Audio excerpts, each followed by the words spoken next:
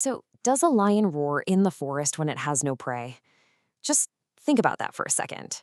It's an image that instantly grabs your attention, isn't it? That deep guttural sound echoing through the trees. Well, it doesn't just happen by accident. It happens for a very specific reason. It signals an absolute, undeniable reality.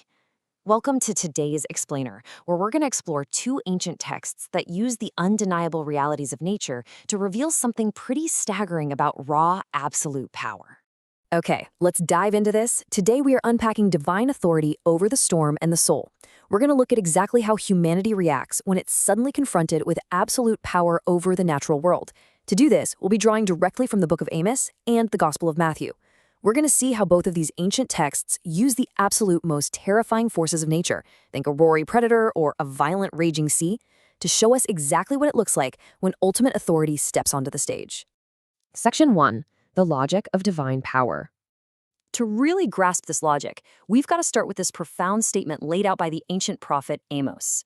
He says, "You alone have I favored, more than all the families of the earth. Therefore, I will punish you for all your crimes." It's a stunning paradox, really. In Amos's message, being uniquely favored by divine authority doesn't mean you get a free pass. Actually, it means exactly the opposite. It means there is strict, inescapable accountability. The favor is intrinsically tied to the punishment. Now, what's really interesting about this is how Amos drives the point home. He fires off this brilliant rapid-fire list of unbreakable cause and effect scenarios, proving a spiritual point using basic physical realities. Two people don't just walk together unless they've agreed to do so. A bird doesn't just fall out of the sky into a snare unless a lure actually caught it. If an alarm trumpet sounds in a city, the people will absolutely be frightened. And if evil or disaster befalls a city, it's because a higher authority, the Lord, has caused it. Action and reaction, cause and effect. He's locking the listener into this totally undeniable framework of logic. And well, that brings us to the role of the prophet himself. The text defines this perfectly. The Lord God does nothing without revealing his plan to his servants, the prophets. This tells us that divine action is never just random. It's always calculated, it's totally intentional, and it literally never occurs without prior revelation. The warning always, always precedes the event. Section 2. The Roar of the Lion. But Amos doesn't stay in the realm of calm logic for long. He rapidly escalates the intensity, shifting from these intellectual examples to imagery that just hits you right in the gut. He says, "The lion roars who will not be afraid. The Lord God speaks who will not prophesy." This is about sheer involuntary terror. I mean, when a lion roars, you don't stop and intellectually debate whether you should be scared, right? Your heart pounds, your adrenaline spikes. You are terrified. Amos is directly comparing that visceral, biological human reaction to the voice of God. When that divine authority speaks, the prophet has absolutely no choice but to prophesy. The reaction is absolute and completely involuntary. So what's the consequence of ignoring that roar? We see the massive scale of God's destructive power and upheaval, like the legendary overthrow of Sodom and Gomorrah, contrasted with the narrow, desperate survival of the people. You were like a brand plucked from the fire. They barely made it out.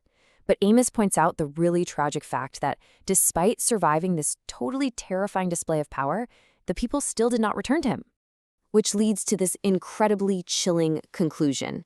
"So now I will deal with you in my own way.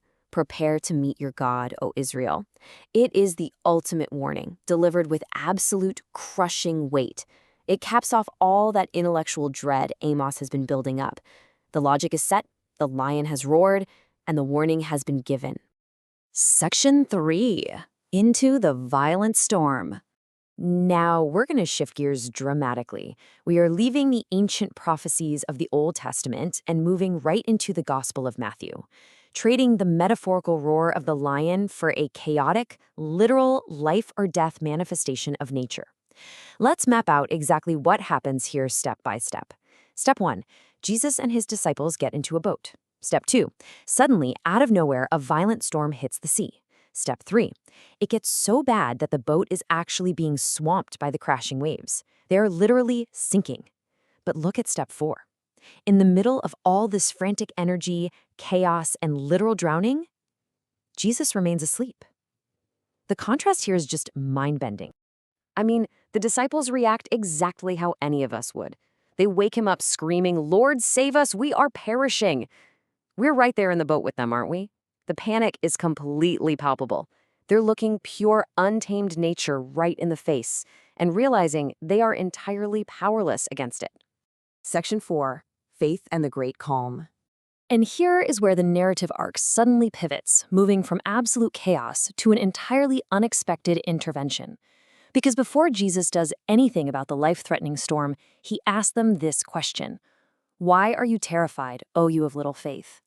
Imagine that for a second. The water is pouring over the sides of the boat, the wind is deafening, and he just sits up and asks them why they're scared. It's a moment of impossible, calm authority right in the face of absolute chaos. He's challenging their sheer terror before he even addresses the environment around them. And then we get this. Then he got up, rebuked the winds and the sea, and there was great calm. Take a moment to just picture that transition. From a violent, swamping, roaring sea to complete, immediate stillness. It wasn't some gradual dying down of the wind. It was a direct command from an authority that nature itself had no choice but to instantly obey.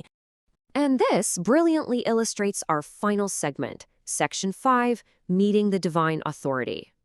Seeing these side by side illustrates how these two disparate texts from Amos and Matthew actually thread together into one cohesive picture. Both are fundamentally about what happens when humanity meets ultimate authority.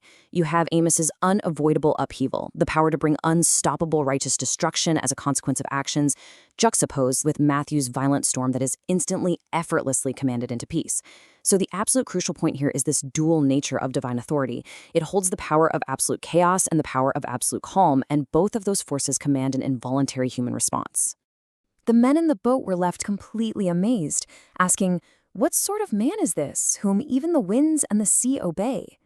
That reaction of absolute awe directly parallels the terror of Amos's roaring lion. When you hear the lion roar, you involuntarily feel fear. When you see the raging sea instantly silenced, you are involuntarily amazed. In both cases, human beings are brought to their knees by the raw reality of a power far, far beyond their control. Which leaves us with this final provocative thought to reflect on today. When confronted with the unstoppable forces of nature, how do we react to the authority that commands the calm? Both texts show us that divine authority is not passive. It roars, it warns, it sleeps through the storm, and it silences the waves, and it demands a response. Thank you so much for joining me for this explainer, and keep exploring these incredible texts.